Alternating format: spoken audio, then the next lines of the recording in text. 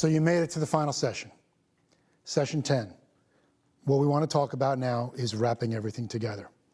This thing that Juan talked about called purposeful identity is something extraordinarily powerful. And what it is, we call it PI. Purposeful identity is the process of understanding your true identity and by doing so, beginning to unlock the specific purpose you were created to do. This is the place where every human being wants to be. You see, you can never unlock your true purpose without understanding your true identity. True identity takes work.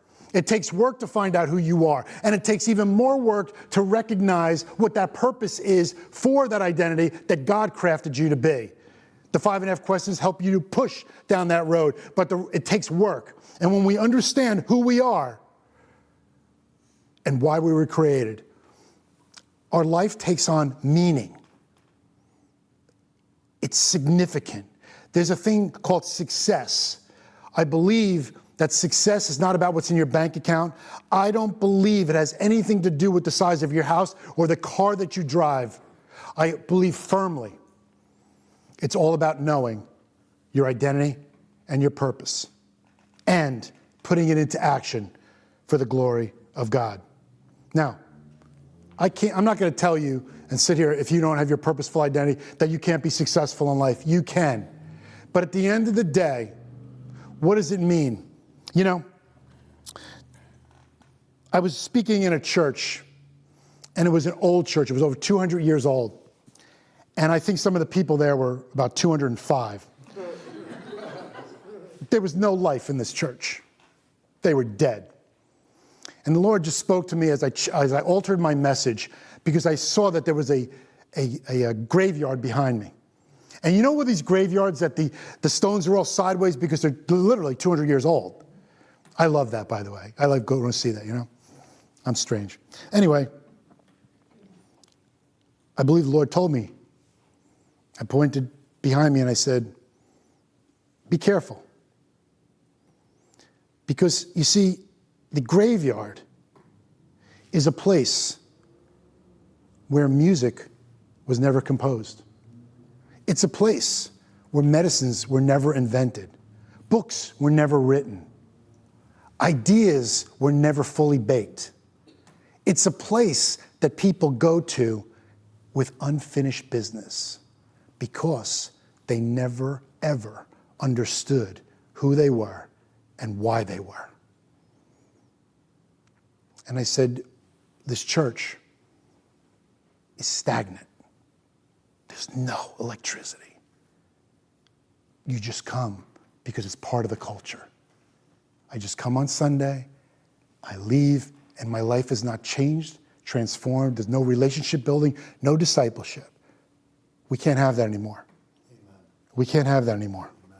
You see, PI makes sense and releases the joy inside. Joy is the formula of success. You know why? Because it gives us the order of things. It tells us Jesus, others, and then you. Joy. Do you have joy? You see, there's a difference between happiness and joy. Happiness is circumstantial. Joy radiates within. Joy can never be robbed from you. Happiness is circumstantial. Joy is always there for you. Happiness is circumstantial. Understand the difference. And I think it'll make a huge change. But I promise you this, patience is required. I bet you're ready to go. You're saying, I know my purpose, I know my identity, but there's this word, can we cuss in church? No, right? This is a curse word, patience. They say patience is a virtue. We believe patience is fruit of the Spirit. And without patience, it's very difficult to experience success. I don't know if you've ever heard of the Moso bamboo tree. This tree is so amazing. You plant the seed, And if you know the nature of the Moso bamboo tree, you don't stand there and wait for it to grow. You know its nature. And if you are knowledgeable of the principles of God in Genesis, the Lord gave a command and said that everything should produce according to its own kind. And that law applies to nature all by itself. We don't have to tell it to do it. It does it because of God's command. The Moso bamboo tree is no different. So you sow it in the ground. You do what it takes to water it, to keep it up to, par. And year 1 passes, nothing happens. Year 2, nada. Year 3, zilcho. Year 4, forget about it. But in the fifth year, to be specific, in the 1,825th day, you see the first sprout. Then you'll see it grow 3 feet per day, up to 90 feet tall. Patience, perseverance, staying focused, choosing to commit to the task at hand, the journey, the path. It takes that cuss word, patience. So, these guys have bragged a little bit about playing in the NFL. I mean, doesn't everybody do that? And then the other guy over there where, he had the scouts come in. Well, I'm going to tell you a little story, too. I tried out for the New York Yankees. Okay.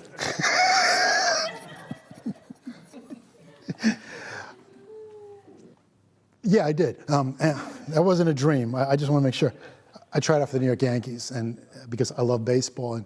And something, I learned a lot about baseball. I learned about the power of a bat.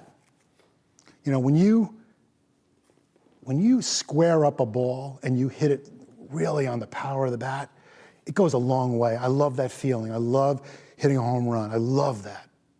But something about a bat, and I'm going to tie it into the bamboo tree here. You see, the explosive growth happened in 5 years. Could you imagine somebody planting this in their backyard and watching, your neighbors watching as you water this every day, because you have to water it every day. And they're watering a piece of dirt. That poor man. And then, patience is required. But can I tell you this? Perseverance is required. When you find out who you are and your purpose, you will be challenged to quit. Did we tell you that it was going to be easy to live out your purpose? No. We're simply telling you that it is absolutely worth it because every human being wants to be there. Now, why the bat? Let me tell you how a bat's made. So a bat is taken from a piece of wood. It's cut. It is marked. And the last thing that happens to this piece of wood, this bat, is it is rolled through the flames. Now, the flames are not there to consume the wood. They're there to purify it. How? Because you see, the flames pull out all the impurities in the wood, thereby making the bat stronger, the wood stronger, so that when you catch a ball on the inside part of the bat, it doesn't necessarily shatter. The goal is simple. Our lives is exactly the same as this bat. You see, the flames of life lick at us, and it hurts, and we got to lift our feet up as we're getting licked. But the reality is, it's not there to consume us. It's there to purify us. The perseverance that we need to experience to become a man or woman of purposeful identity requires perseverance, and it's going to be challenging because the flames of life are going to be thrown. Remember that guy I talked about in the beginning, Satan? He doesn't want you to find out what your purposeful identity is. He doesn't want you. He wants to confuse you. He wants to throw everything at you so that you will not be all that God crafted you to be. Because he knows what that means. Oh, by the way, he read the same book we're reading. He knows what his end is, and he's determined to take you with him. Don't let them do it. Because you were built for purpose. You were built to succeed. And you have to understand that the flames will lick you, but it's okay. You're going to be okay. Fight through it. Now, I will tell you this. One of the other things that you need to recognize is you need to humble yourself. What does it mean to humble yourself in order to achieve purposeful identity? Well, the only way I can do that is through story. My son and I are very much alike. When he was younger, anybody relate to this with your kids? Very much alike, right? Banging heads. Well, he got his first job, and I was moving him down from New Jersey to Jacksonville, Florida, and we got him an apartment.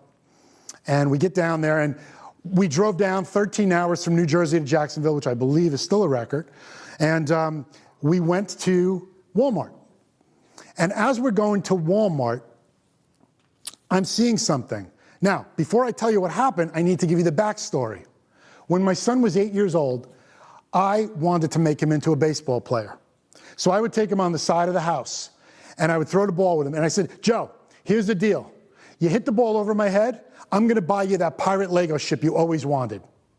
$85. That time I just started my new business and I didn't have $85. So if this kid hit the ball over my head, I was in trouble.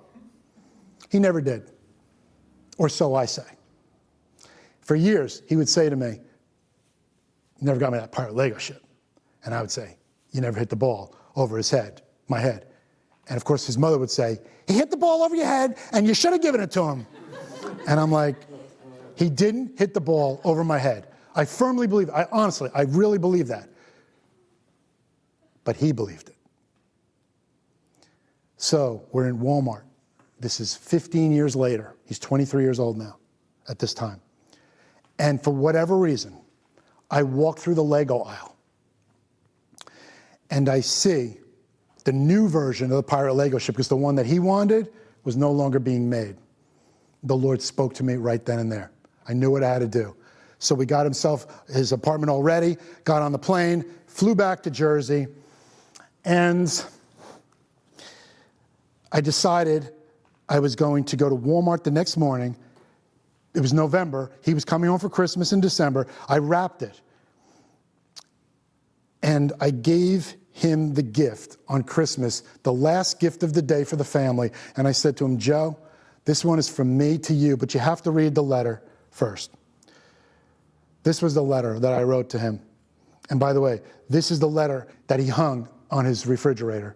And it says this, Joey, this is long overdue, and for that I'm sorry. Please accept this, late as it is, for the continual home runs you're hitting in your life. Love you, a very proud dad. He read the words. He threw his hand on the box. And you know what he said? 15 years later, I know what's in here. He opened it up. And all I know is that next day, it was put together. And when I went to visit him at his apartment the next time, it was in a prominent place. Why? Because I needed to right a wrong. Again, I go on record and I've told him this. I truly don't believe you hit the ball, but you believe it. And I had to do something about it. I could tell you this. Since that day, our entire relationship has changed. He now works side by side with me in the ministry of legacy-minded men. That wouldn't have happened if God didn't tell me to go get that pirate Lego ship. So what is it in your life that needs to be repaired in order for purposeful identity to completely jump out? What is it? I hope you find that out. Maybe you're thinking, well, I have a far, long drive to get there. To get to that place of purposeful identity, to get to that place where I can live it out, to get to that place where I can show my strengths, be mindful of my weaknesses, show my passion, let that convergence occur. Probably thinking, I'm not there. I'm nowhere near there. Well, let me remind you. Noah was a drunk. Abraham was too old. Isaac was a daydreamer. Jacob was a liar. Leah was ugly. I didn't say that. Joseph was abused. Moses had a stuttering problem. Gideon was afraid. Samson was a womanizer. Rahab was a prostitute. Jeremiah and Timothy were labeled too young. David was an adulterer and a murderer. Elijah was suicidal. Jonah ran from God. Naomi was a widow. Job went bankrupt. Peter denied Christ 1, 2, 3 times. The disciples fell asleep while praying only 1 hour. Martha worried about everything. Mary Magdalene was, well, you know. The Samaritan woman was divorced more than once. Zacchaeus was too small. Paul was too religious. Timothy had an ulcer. And to top it all off, Lazarus was dead. So, every block of stone has a statue inside it. And it is the task of the sculptor to discover it. That's what Michelangelo said. So what if? What if truly you understand who you are, I understand who I am, and what I've been created to do, and put it into action? What would change? I want you to prayerfully consider these questions. By the way, you have this thing here, not just average blank, and you're wearing it because you want to know what God thinks of that, right? God has given you identity in Him, and He's given you purpose. Well, one thing is for sure.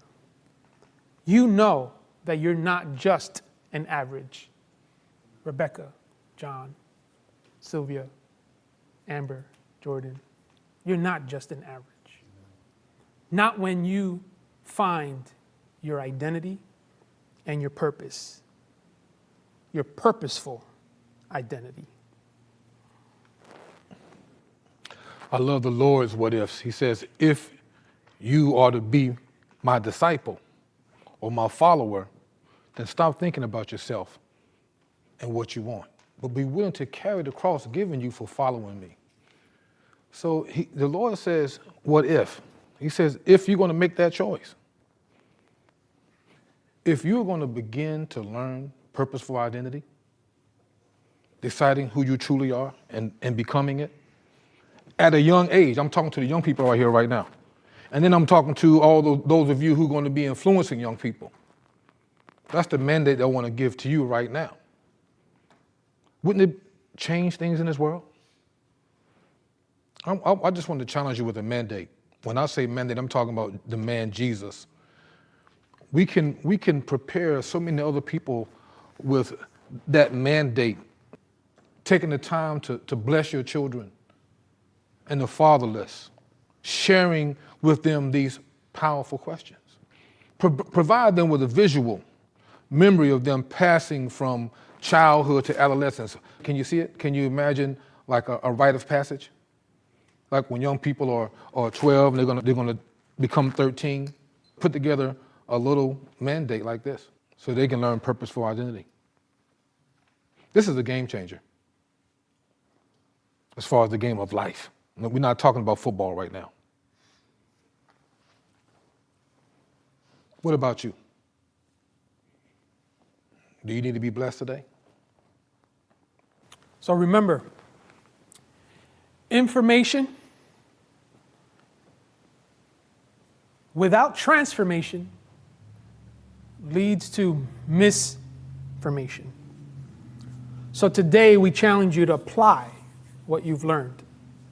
Nothing is successful until it's put into action.